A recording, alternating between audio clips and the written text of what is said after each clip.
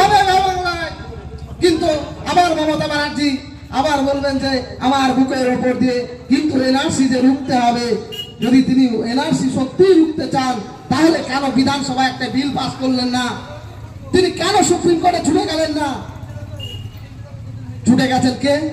সর্বপ্রথমে পশ্চিমবঙ্গ থেকে তিনি হচ্ছেন আমার আইএসএফ এর চেয়ারম্যান নওশাদ সিদ্দিকী। তিনি সুপ্রিম কোর্টে মামলা করেছেন এনআরসি এবং সিএর বিরুদ্ধে।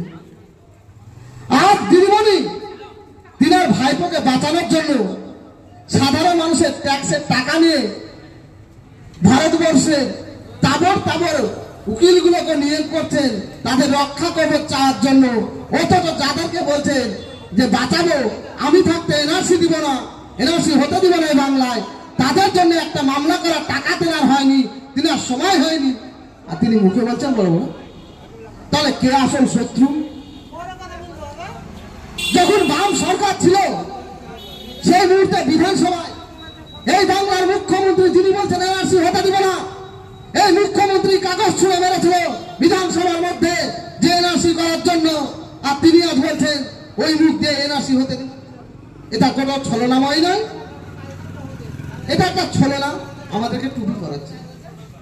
সামনে যে লোকসভা নির্বাচন, যে ভুলটা আমরা 21 সালে করেছি, সেই ভুলটা যাতে আমাদের আবার না হয় সেটা আমাদেরকে লক্ষ্য রাখতে হবে।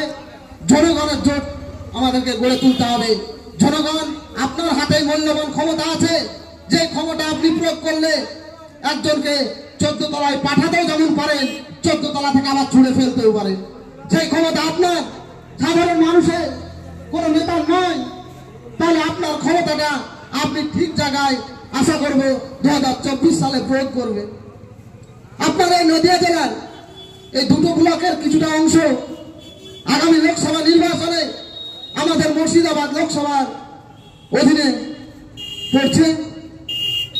সেহেতু আমাদের মুর্শিদাবাদ লোকসভায় আগামী লোকসভা নির্বাচনে প্রার্থী হবে। আমরা আশা করব আপনারা যেটা দল করুন, নির্বিশেষে ইন্ডিয়ান সেকুলার ফ্রন্টের কার্যকলাপ যদি ভালো লেগে থাকে তাহলে আগামী লোকসভা নির্বাচনে আমাদেরকে ইন্ডিয়ান সেকুলার ফ্রন্টের দলীয় প্রার্থীকে ভোট দিবেন এ আশা করছি।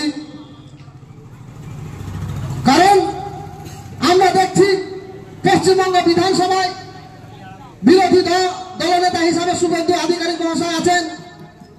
তারপরে আজ পশ্চিমবঙ্গ জুড়ে যদি মানুষ যেখানে লাঞ্ছিত হচ্ছে, বঞ্চিত হচ্ছে, সেই জায়গাতে আমাদের একমাত্র চেয়ারম্যান তথা ভাঙ্গরের বিধায়ক তিনি ছুটে যাচ্ছেন